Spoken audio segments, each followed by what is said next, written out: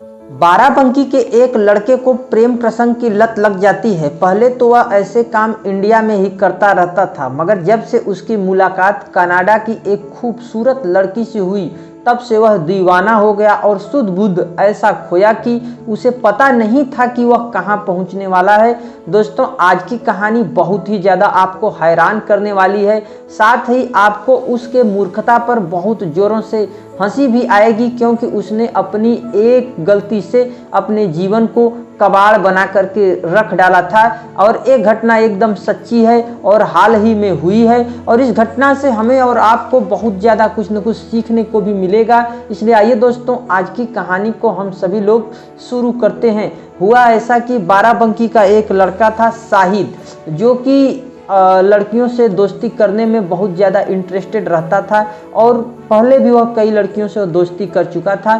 करीब वह 2-3 लड़कियों से उसकी दोस्ती हमेशा चलती रहती थी। उसकी कई गर्लफ्रेंड थीं, यहाँ तक तो बात ठीक थी, मगर उसकी जब नई गर्लफ्रेंड कनाडा की एक खूबसूरत लड़की से जब दोस्ती हो गई, तो उनके बीच में प्यार का परवान ऐसा बढ़ने लगा कि यह दोस्त जो था वह उससे नज़दीकियां बढ़ाने के लिए कुछ भी कर गुजरने को राजी हो गया।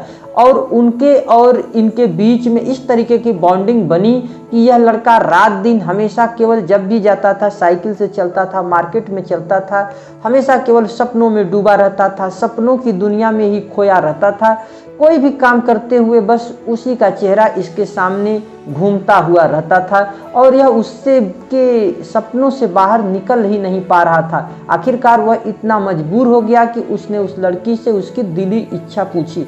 वह लड़की काफ़ी ज़्यादा, चूँकि विदेश की रहने वाली थी, और ये लड़का बहुत अच्छी इंग्लिश भी नहीं जानता था, मगर फिर भी किसी तरीके से टूटी फूटी इंग्लिश में इसने जो कुछ भी उससे बात किया था, उससे इसको समझ में आया कि मुझे इसको इम्प्रेस करने के लिए कुछ खास गिफ्ट देने की ज़रूरत है, तभी यह लड़की मुझसे इम्प्रेस हो पाएगी, यानी कि पट पाएगी, और तभी मैं इससे दोस्ती कर पाऊंगा और अपने रिश्ते को आगे बढ़ा पाऊंगा। भविष्य के लिए इसने बहुत सारे अपने मन में ख्वाब तैयार ही कर लिए थे कि यह कनाडा जाएगा, उससे दोस्ती करेगा, शादी करेगा और अपने ज़िंदगी को एकदम मज़ेदार फिल्मी तरीके से बना देगा। लेकिन यह लड़का दुनिया के रीति रिवाजों से एकदम अनजान था, और इसको एकदम फिल्मी तरीके से यह सोचा करता था, और इसको जरा भी नहीं भनक था कि नहीं मेरे साथ क्या हो सकता था। दरअसल में यह लड़का साउथ फिल्में देखने का बहुत ही ज़्यादा शौकीन था, और इसने कई हॉलीवुड फिल्में भी देख चुका था। इसलिए यह बहुत ही अच्छे से और खुद अकेले को ही सुपर हीरो 30 मार खां और न जाने क्या क्या खुद को समझा करता था। और इसने उसको महंगे गिफ्ट देने के लिए मन में जब तक सोचा करता था तब तक तो ठीक था। इसने मेहनत का रास्ता अख्तियार नहीं किया, क्योंकि मेहनत करके तो यह उसको कुछ भी नहीं दे सकता था, और तब तक इसको लगा कि यदि मैं मेहनत करने जाऊंगा, करोड़ों लाखों रुपए यदि इकट्ठा करूंगा, तब तक तो मेरी उम्र ही निकल जाएगी और फिर मैं ज़िंदगी का मज़ा भी नहीं ले पाऊंगा। इसलिए उसने फिल्मी तरीके से, चूँकि यह फिल्मों का शौकीन था, इसलिए उसने फिल्मी तरीके से एक ऐसा प्लान तैयार किया, एक ऐसा खास प्लान तैयार किया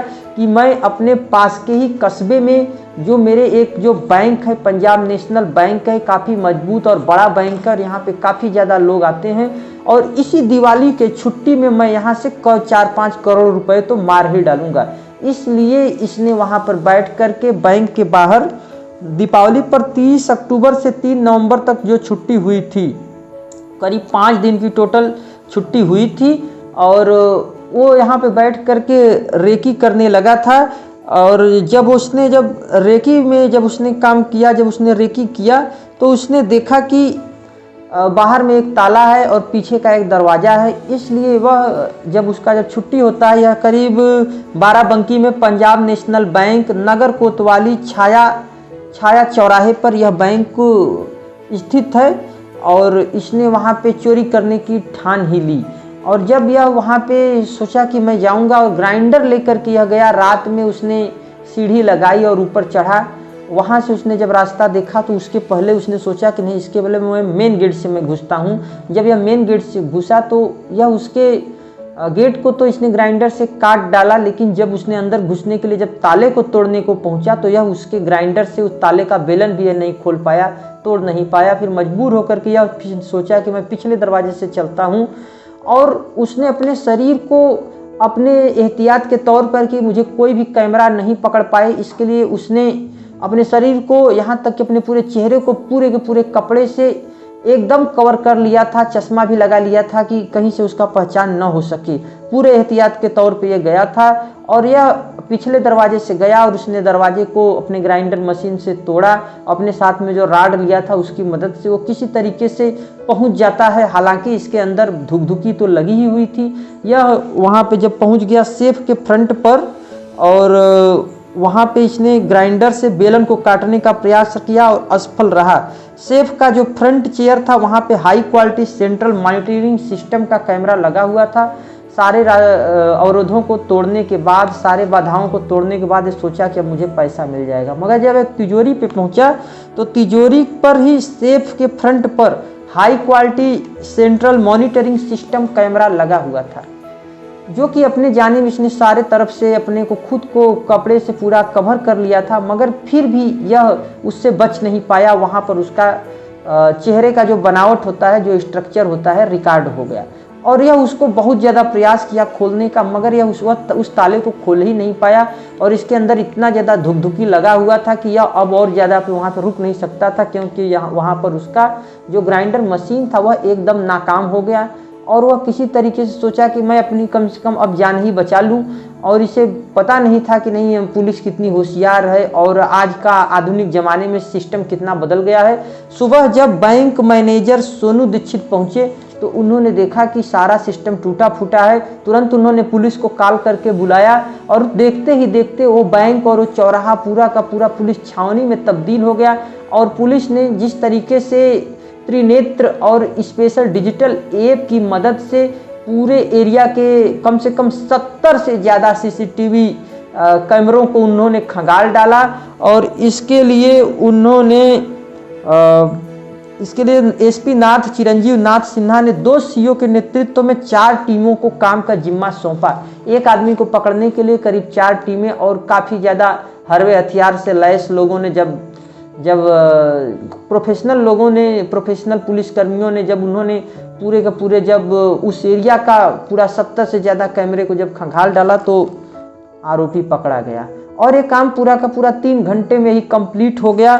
और आरोपी शाहिद ने शुरू में तो इसने हिला हवाली किया, मगर जब इसको पकड़ करके जब इसको वीडियो जब दिखाया गया तो यह टूट गया और रोने लगा और बहुत ज़्यादा माफ़ी मांगने लगा। मगर पुलिसकर्मियों ने, उससे माफ़ी का कोई सवाल ही नहीं उठता था और ये अपनी गलती पे बहुत ज़्यादा बार बार पछता रहा था।